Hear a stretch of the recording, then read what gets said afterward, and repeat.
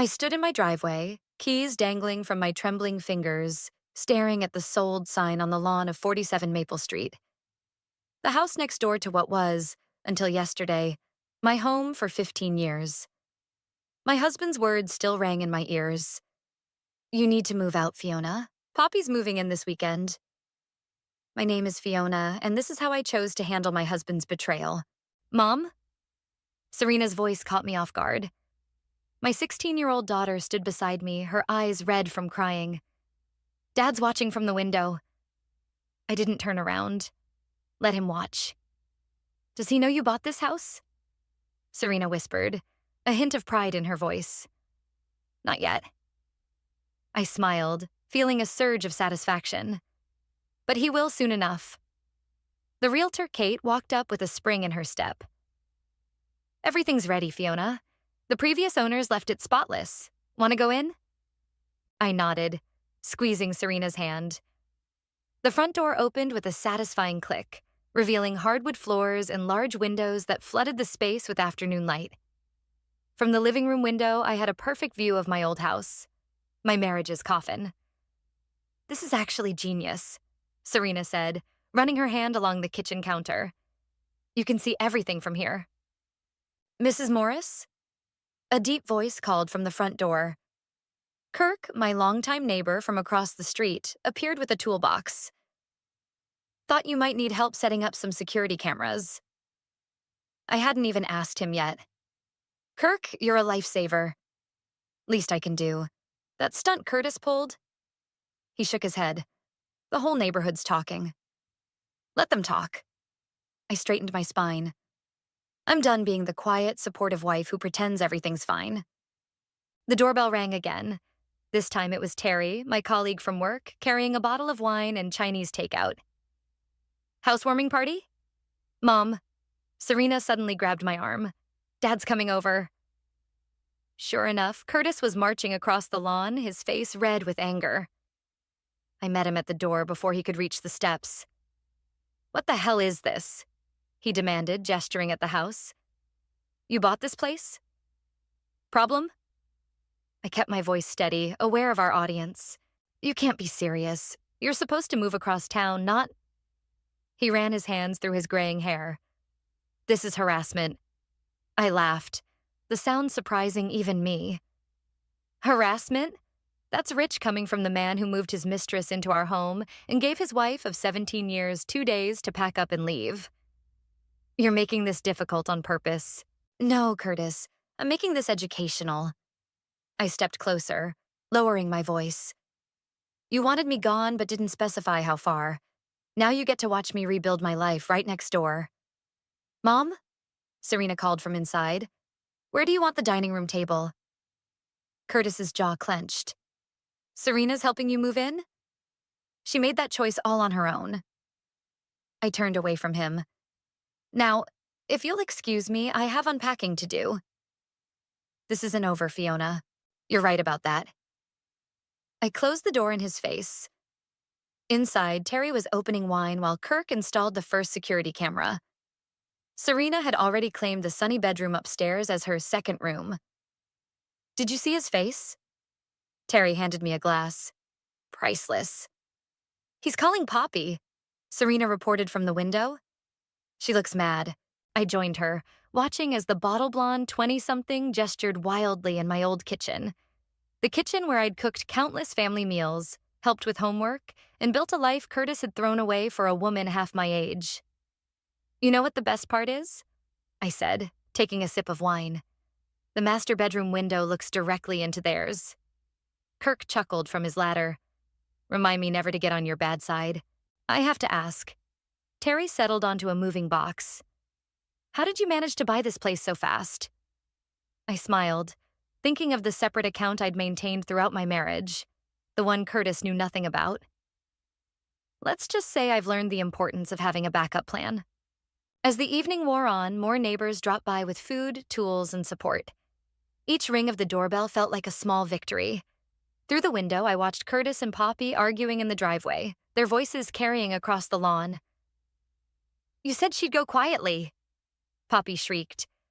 "This isn't what I signed up for." I turned away from the window, surveying my new kingdom. The empty rooms held infinite possibilities, and for the first time since Curtis's betrayal, I felt truly powerful. Mom? Serena hugged me from behind. I'm proud of you. I squeezed her arms, watching the sun set through my new windows. This is just the beginning, sweetheart. Just the beginning. 2 weeks into my new life, I discovered something surprising. The sound of Poppy's tantrums made excellent background noise for writing business proposals. You need to fire that landscaper. Her shrill voice carried through my open window. He's doing everything wrong. I smiled, typing another paragraph of my consultancy pitch. The landscaper, who'd maintained both properties for years, had already called to quit. Apparently, Poppy had demanded he replant the entire garden because the flowers weren't Instagram-worthy. My phone buzzed. Terry's name flashed on the screen. Tell me you're still coming to the conference, she said without preamble. I don't know, Terry. It feels too soon to... Stop right there. Her voice turned stern. You've spent 17 years managing Curtis's business contacts, organizing his presentations, and editing his proposals. It's your turn to shine. A crash from next door interrupted my response.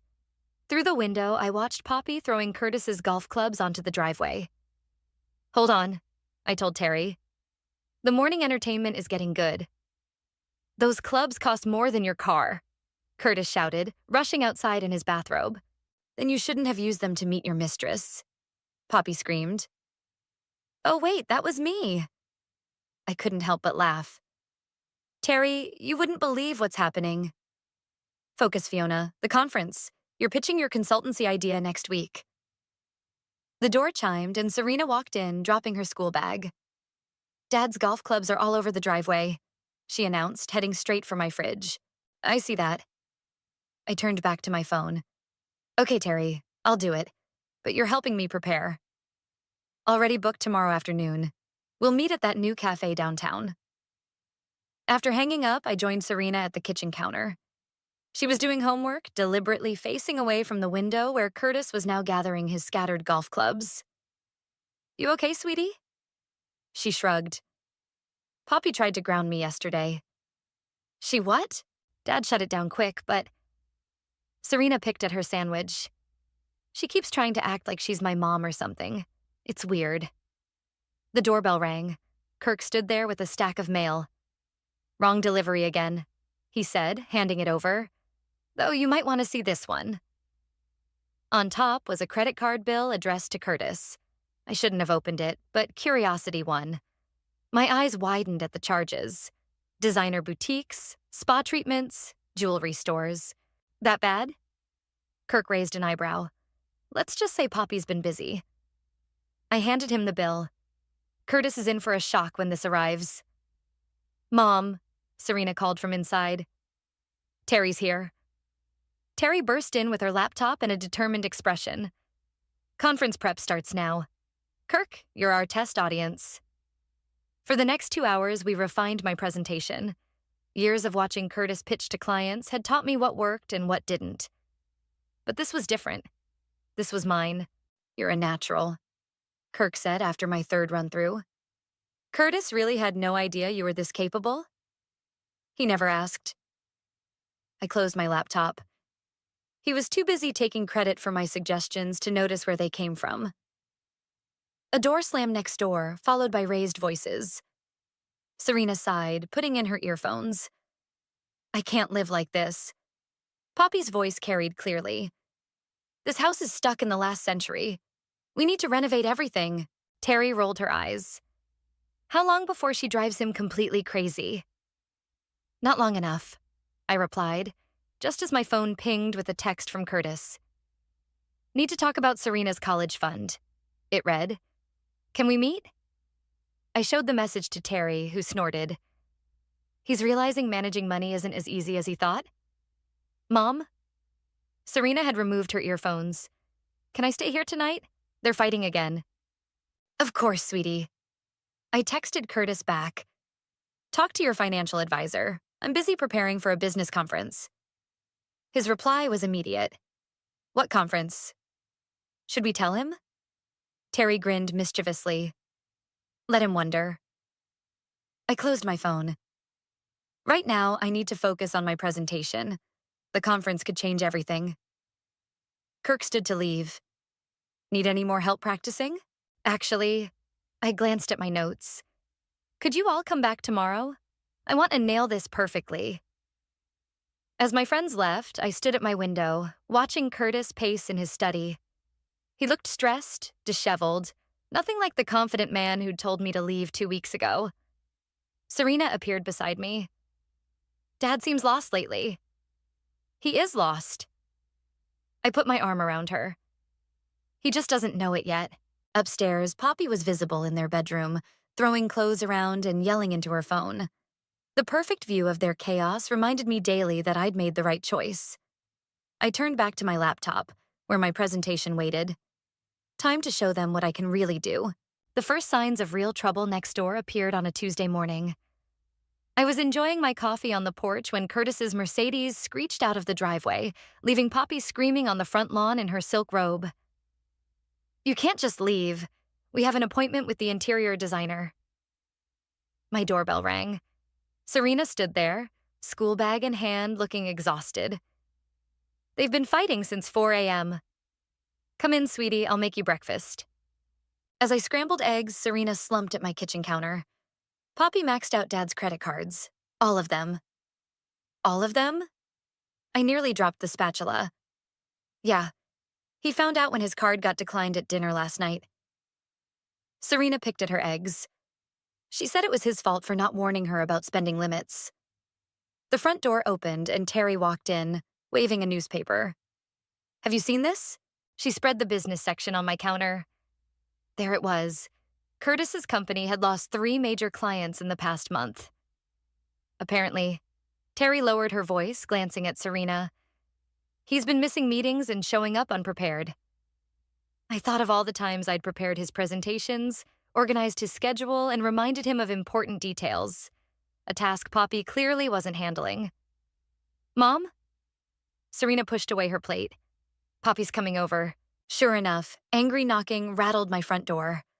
I opened it to find Poppy, still in her robe, makeup smeared. This is all your fault. She jabbed a finger at me. You're sabotaging us. I haven't done anything, I replied calmly. Except watch.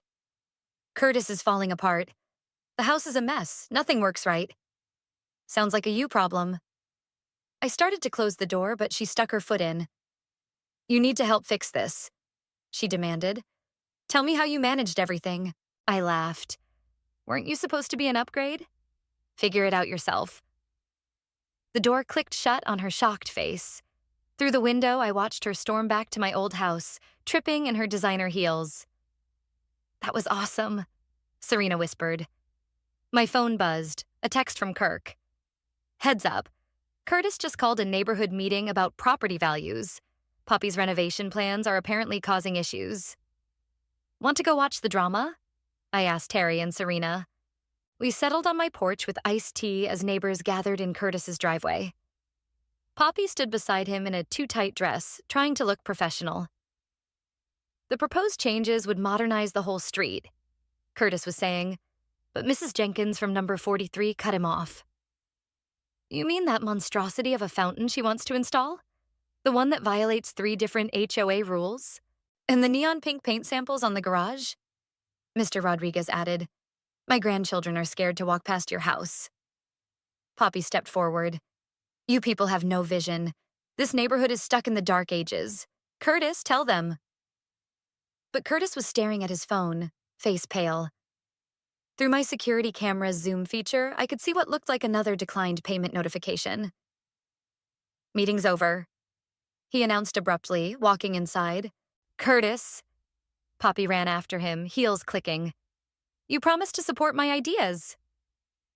The neighbors dispersed, several stopping by my porch for gossip and refreshments. I miss your garden parties. Mrs. Jenkins sighed. Remember last summer's barbecue? I did.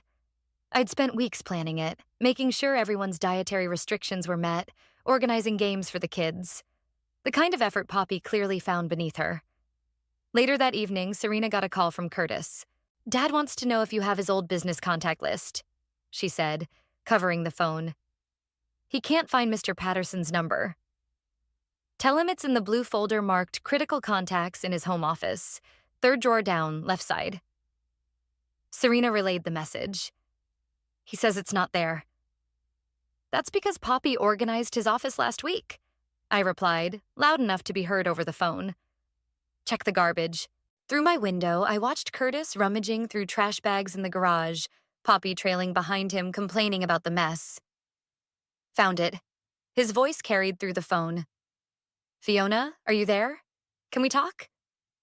I took the phone. Nothing to talk about, Curtis. Enjoy your upgrade. That night, as I worked on my conference presentation, the sounds of another fight drifted through my window. Something shattered, followed by Curtis shouting about an expensive vase. Should we call someone? Terry asked, looking up from her laptop. Nope. I adjusted my presentation slides. This is exactly what karma looks like. Serena appeared in her pajamas. Dad just texted. He's sleeping in his office tonight. I hugged her close. You okay? She nodded against my shoulder. Actually, yeah. It's kind of nice seeing him realize what he threw away. Through the window, Poppy's silhouette paced in the master bedroom, gesturing angrily on her phone. I smiled, turning back to my work. Sometimes the best revenge is simply letting people self-destruct. The conference room fell silent as I finished my presentation. For a moment, I thought I'd completely failed, until the applause started. Brilliant approach to corporate crisis management, the panel moderator said, leaning forward. Your case studies are particularly compelling. How soon can you start consulting? I caught Terry's proud grin from the back of the room. I'm available immediately.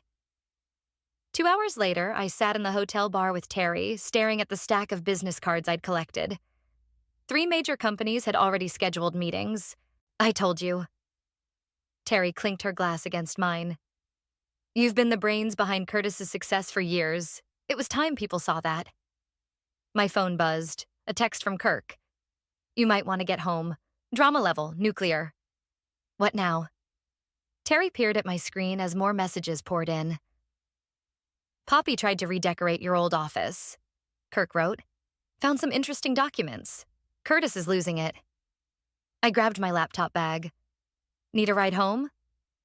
The scene that greeted us was better than any reality TV show. Poppy was throwing papers from the second-floor window while Curtis tried to catch them. Those are confidential client documents, he shouted. Then why were they hidden in a secret folder? Poppy screamed back. Who's Amanda? And Jessica? And Rachel? I recognized those names. Clients Curtis had tried to pursue romantically over the years. I documented every inappropriate email, every questionable meeting, just in case.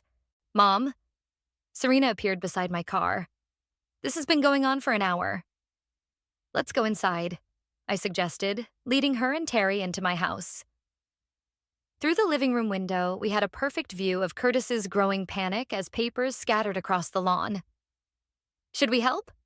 Terry asked, not sounding particularly eager to do so. Nope. I poured us all some lemonade. But we should probably film this for posterity. My phone rang. A number I didn't recognize. Mrs. Morris? This is David from WKPX Radio. We'd love to have you on our morning show to discuss your conference presentation. Your approach to workplace dynamics is exactly what our listeners need to hear. I nearly dropped the phone. The radio station wants me as a guest? Terry grabbed my arm. Say yes. We'll send a car for you tomorrow at 7. David continued. Our listeners particularly love stories of personal and professional transformation. After hanging up, I turned to find Serena beaming at me. You're going to be on the radio? Apparently. I was still processing when another commotion erupted next door. You've been cheating since day 1. Poppy's voice carried clearly. I thought I was special. You're making a scene, Curtis hissed. Good. Let everyone see what you really are. Kirk appeared at my door with popcorn. Thought we might need this. We watched as Poppy stormed out carrying a designer suitcase. I'm staying at the Four Seasons, she announced. On your credit card. The declined ones? I muttered, making everyone laugh. Curtis stood in the driveway, surrounded by scattered papers, looking utterly lost. After a moment, he turned toward my house, catching us watching. Enjoying the show, Fiona? He called out bitterly. I raised my lemonade in a mock toast. Karma's a fascinating thing, isn't it? You planned this, he accused, walking closer. You kept those files on purpose. I kept evidence of your behavior on purpose, I corrected him. Poppy finding them was just a bonus. Dad, Serena spoke up. Maybe you should focus on fixing your own mess instead of blaming Mom. Curtis stared at his daughter, then at me, finally noticing my conference clothes. Where have you been? Building my future, I replied. Something you taught me to do, though probably not the way you intended. Fiona's going to be on the radio tomorrow, Terry added cheerfully, discussing workplace dynamics and personal growth. You should tune in. Curtis's face reddened. This isn't over. Actually, it is. I stood up straighter. Now, if you'll excuse me, I need to prepare for my radio interview. You might want to collect those confidential documents before the wind carries them into more neighbors' yards. He turned back to his paper-strewn lawn just as sprinklers activated, soaking everything. Oops, Kirk grinned. Guess the automatic timer still works. Later that night, as I practiced my radio talking points, Serena helped me organize my new home office. Mom, she said, arranging my awards from the conference. I'm really proud of you. Like, really proud. I hugged her tight, thinking of how far we'd come. Through the window, I could see Curtis in his study, surrounded by wet papers, looking defeated. Hey, Terry called from downstairs. The radio station posted about your upcoming interview. It's going viral. I smiled, turning away from the window. Curtis's drama no longer interested me. I had my own story to tell, and tomorrow, the whole city would hear it. The radio interview changed everything. I hadn't expected the flood of emails, calls, and social media messages from women sharing similar stories. But the real drama was unfolding next door. What do you mean, frozen? Poppy's voice carried through the neighborhood as she stood in Curtis's driveway.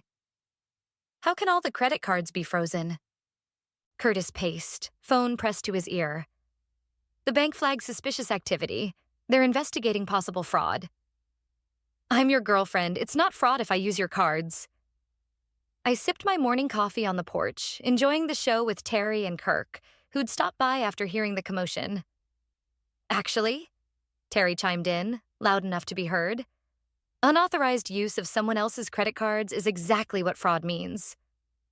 Poppy whirled around. Mind your own business.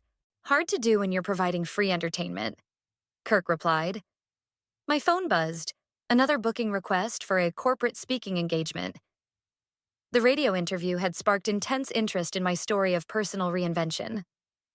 Mom, Serena rushed out. Your interview video hit 100,000 views. Curtis's head snapped up. What interview? Oh, you didn't hear it? Terry pulled out her phone. Let me play it for you. My voice filled the morning air. Sometimes the best revenge is simply becoming successful on your own terms. I watched my husband move his mistress into our home, thinking I'd fall apart. Instead, I moved next door and built an empire while watching his fall. You had no right. Curtis stormed toward my porch. That's private family business. Private? I stood up. Like how you privately moved your mistress into our home? Or how you privately used company resources to pursue other women? What other women? Poppy screeched. Oh, honey, I smiled. Check his email drafts folder. He never was creative with hiding things. Curtis's face paled. Poppy, don't. But she was already running inside, designer heels clicking on pavement. You're ruining my life, Curtis growled. No, you ruined your own life. I'm just providing commentary. A crash sounded from inside his house, followed by Poppy's scream. Who's Melissa from accounting? Terry snickered. Should we sell tickets to this show? Curtis. A man in a suit approached the driveway. We need to talk about the company's situation. I recognized him. James, Curtis's business partner. Not now, Curtis hissed. Yes, now. James looked grim. The board called an emergency meeting. Your recent behavior, the missed meetings, the leaked documents. They're considering a vote of no confidence. Another crash from inside. Poppy appeared at the window, holding Curtis's laptop. Delete these emails or I'm sending them to everyone. She seems nice, James commented dryly. Real stable. My phone buzzed again. A local magazine wanting to feature my story. As I replied, more shouting erupted from next door. You're just like him, Poppy screamed at James. All of you disgusting businessmen. She stormed out, mascara streaking her face, clutching Curtis's laptop. Give that back. Curtis lunged for it. What happened next seemed to unfold in slow motion. Poppy dodged, tripped on her heels, and the laptop went flying, straight into the decorative fountain she'd insisted on installing against HOA regulations. My files, Curtis wailed. Everything's on there. Not everything, I called out. I kept backups of all company documents. Standard practice when I was managing things. James turned to me, interest piqued. You have copies? Of course. I was the one who actually ran things while Curtis took the credit. You bitch. Poppy launched herself toward my porch, but Kirk stepped in her way. That's far enough, he warned. Fiona. James pulled out his business card. We should talk. The board would be very interested in your perspective. Curtis's face turned ashen. You can't be serious. Dead serious. James handed me his card. Call my office today. As James left, Poppy collapsed onto the lawn, sobbing. This is all wrong. You were supposed to disappear. Life's full of surprises, I replied, gathering my things. Now, if you'll excuse me, I have a magazine interview to prepare for. Mom? Serena appeared with her phone. Your story's trending on Twitter. Curtis stared at his waterlogged laptop, then at his crying girlfriend, then at me. Fiona, please, we need to talk. No, we don't. I turned to go inside. But you might want to talk to your lawyer. I hear the board takes fraud allegations very seriously. What fraud? Poppy's head snapped up. The kind that happens when someone uses company resources for personal pursuits, I replied. Those emails you found? They weren't just inappropriate, they were illegal. As I closed my door, I heard Poppy start screaming again, this time about lawyers and settlements. Through my window, I watched Curtis sink onto his front steps, head in his hands, while his world continued to crumble. Terry raised her coffee cup. To karma. To karma. We all echoed as next door the chaos continued to unfold. And that's how I turned my husband's betrayal into a 6-figure consulting business, I concluded, facing the packed auditorium. Any questions? Hands shot up everywhere. The moderator selected a woman in the front row. What made you decide to move next door instead of leaving? Sometimes, I smiled. The best way to show someone what they've lost is to let them watch you succeed without them. The audience erupted in applause. As I stepped off stage, Terry met me with a hug. You're trending again. She showed me her phone. Your quote about success is everywhere. My own phone buzzed. Serena's text read, SOS, Poppy's leaving. It's bad. Need to get home, I told Terry. Sounds like the final act is starting. We arrived to find moving trucks in Curtis's driveway.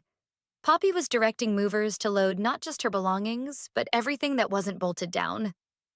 The art stays, Curtis shouted, trying to grab a painting from a mover's hands. It's mine now, Poppy screamed. My lawyer says I can claim it as gifts. Kirk appeared beside my car with his signature popcorn.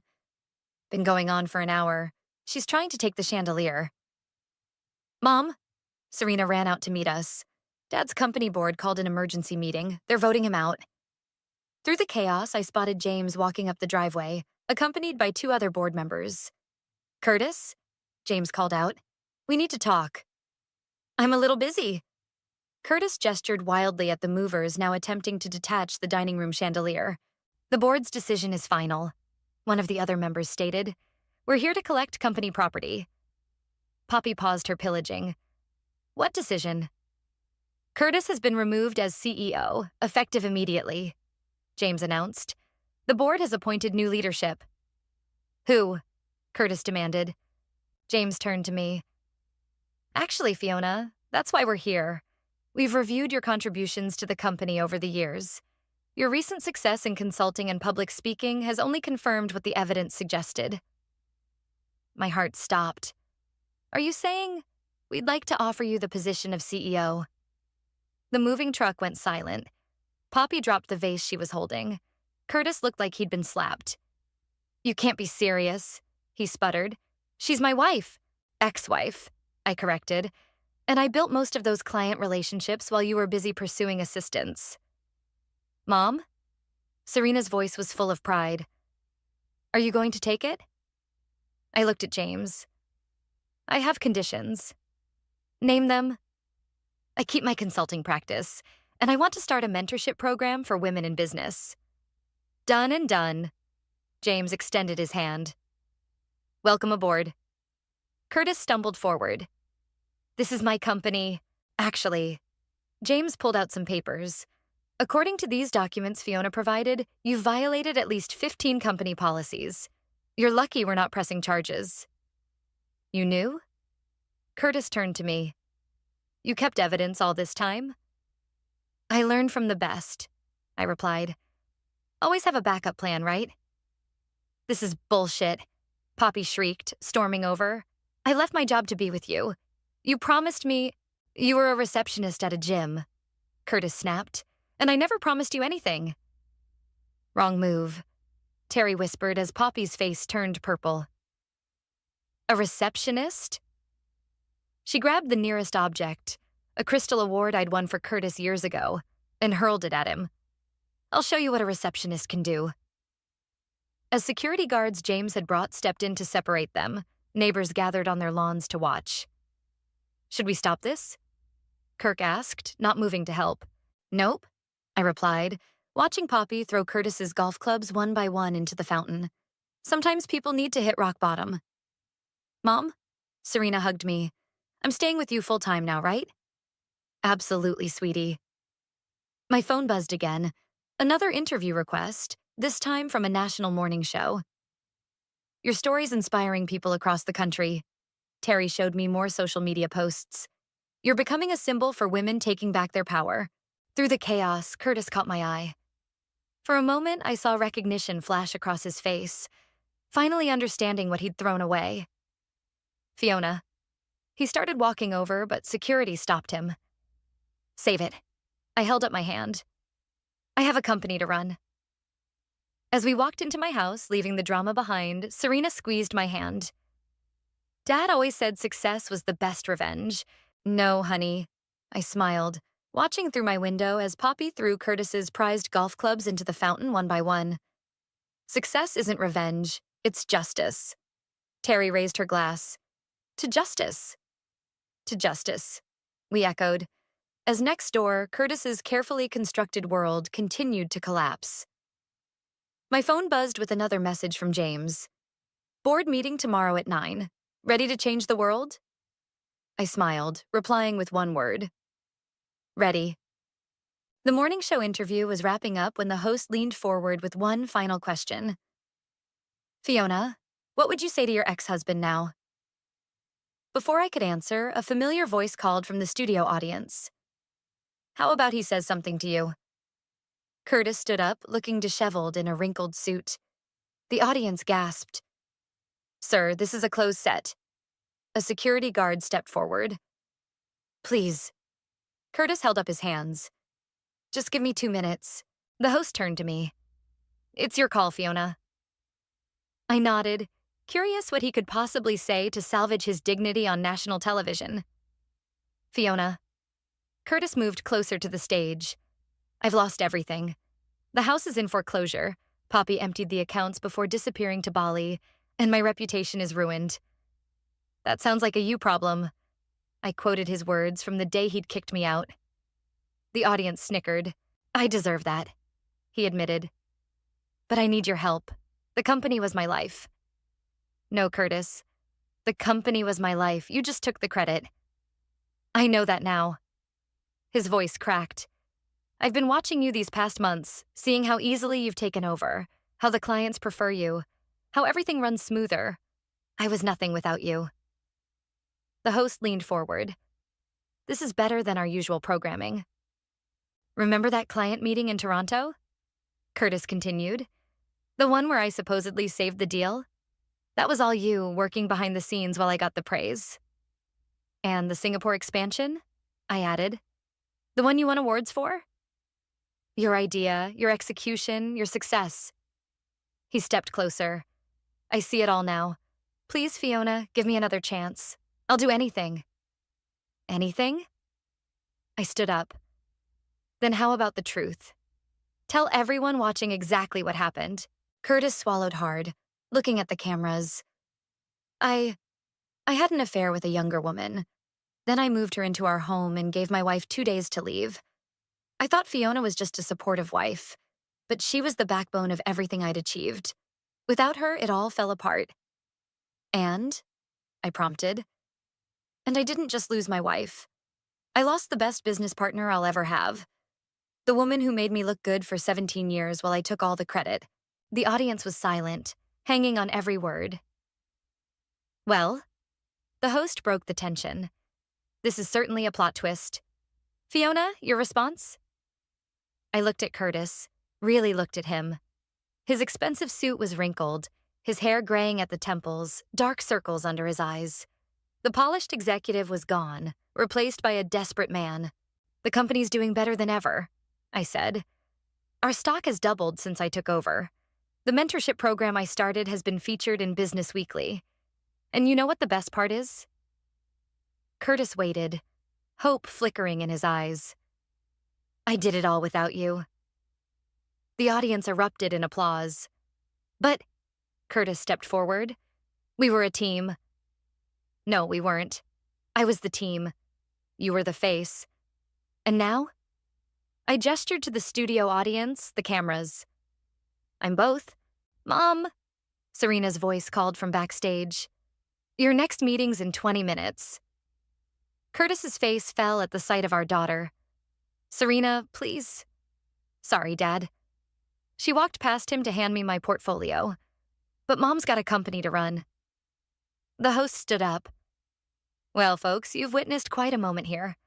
Fiona, thank you for sharing your story. And sir, she turned to Curtis, I believe security will show you out. As guards approached Curtis, he made one last attempt. Fiona, what am I supposed to do now? That's not my problem anymore. I gathered my things. But here's some free advice. Start over. Build something yourself this time. And remember, karma's always watching. The audience cheered as Curtis was escorted out. Terry met me backstage, grinning. That was better than any reality show. She hugged me. How does it feel? Like closure, I replied, watching through the studio window as Curtis stood alone on the sidewalk, looking lost. My phone buzzed. James texting about the board meeting. Ready to announce the international expansion? Mom? Serena linked her arm through mine.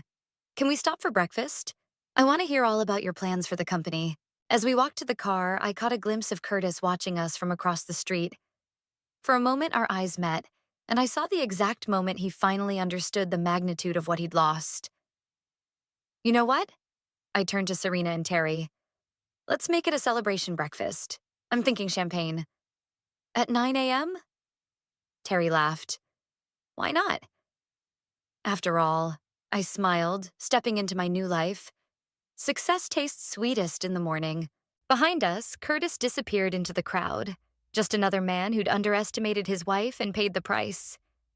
The moving truck pulled away from Curtis's old house, my old house, as the sold sign swayed in the autumn breeze. I stood on my balcony, watching the new family excitedly exploring their purchase. They have kids Serena's age, Kirk noted, joining me with his signature popcorn. Much better neighbors than the drama squad. My phone buzzed with a text from Terry. Turn on Channel 7 now. I flicked on the outdoor TV just in time to see Poppy being escorted through an airport by security. The headline scrolled, Instagram influencer arrested in Bali for credit card fraud. Well, well, Kirk chuckled. Karma's working overtime. Mom! Serena burst onto the balcony. Did you see? They caught Poppy. I saw. I smiled, hugging her. How are you feeling about it? Honestly? Relieved. Dad's been calling, by the way. He actually apologized for real this time. The doorbell rang. James stood there with a bottle of champagne. Celebrating the Bali news? Among other things, I led him to the balcony where Terry had just arrived. The board meeting went perfectly, James announced, popping the cork. Your mentorship program is being adopted by 3 other major companies. Speaking of which, Terry pulled up an email on her phone.